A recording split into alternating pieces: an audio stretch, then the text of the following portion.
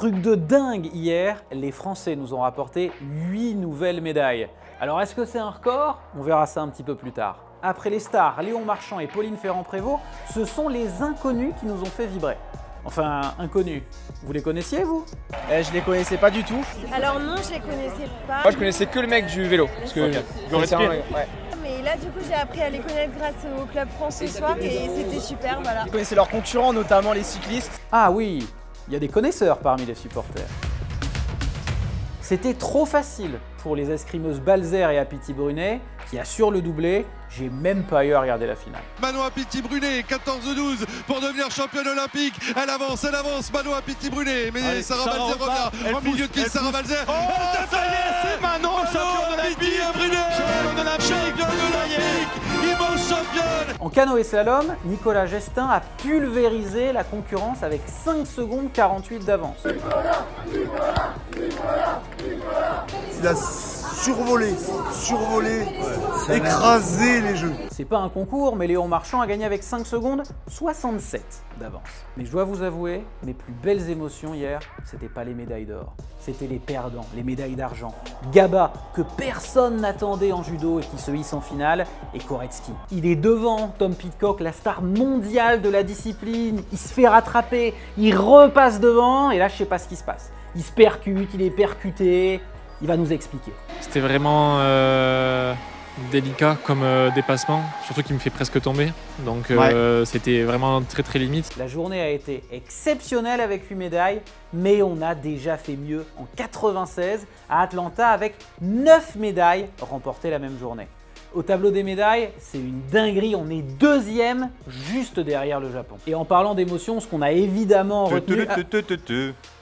Ah, c'est la minute Griezmann. Si vous ne voulez rien rater de l'actualité de nos Français, il faut suivre les comptes d'Antoine Griezmann sur les réseaux sociaux. Il a pété un plomb, il tweet sur toutes les épreuves.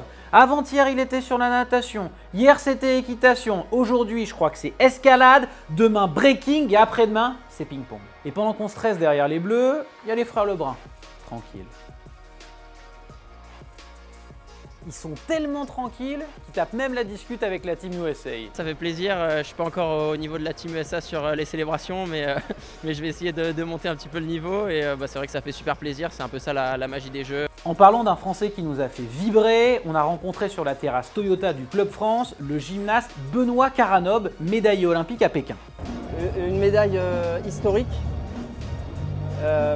du coup j'ai vécu un moment hors du temps. Parce que c'est vrai que je ne venais pas forcément pour avoir cette médaille-là au concours général. J'étais plus focalisé sur le saut de cheval. Ouais. Mais j'avais jamais pu me mesurer vraiment au plus haut niveau. Je ne connaissais pas la concurrence. Et comme j'étais toujours un petit peu blessé les 2 dernières années, j'avais quasiment pas fait de sortie internationale. Donc je suis arrivé là-bas en pleine possession de mes moyens, mais ne sachant pas du tout à quel niveau je me situais. J'ai vu un petit truc intéressant, j'aimerais que tu nous en parles un peu. J'ai vu que tu t'étais reconverti au Moulin Rouge. C'est ça, ouais. Tu peux nous en dire un peu plus? Je suis ultra curieux à propos de ça. J'ai une double casquette. En fait, je me suis amoureux du vin depuis de nombreuses années. Je me suis reconverti dans le milieu du vin. Ouais. Mais j'ai gardé un petit côté sportif. Et je suis soliste cancan au Moulin Rouge depuis une dizaine d'années maintenant. Comment ça se passe? Donc je fais French cancan. J'ai rencontré la mère de mon fils il y a quelques années, qui est danseuse au Moulin Rouge. Et il cherchait un peu de renouveau. Et moi, je venais de stopper ma carrière de gymnastique.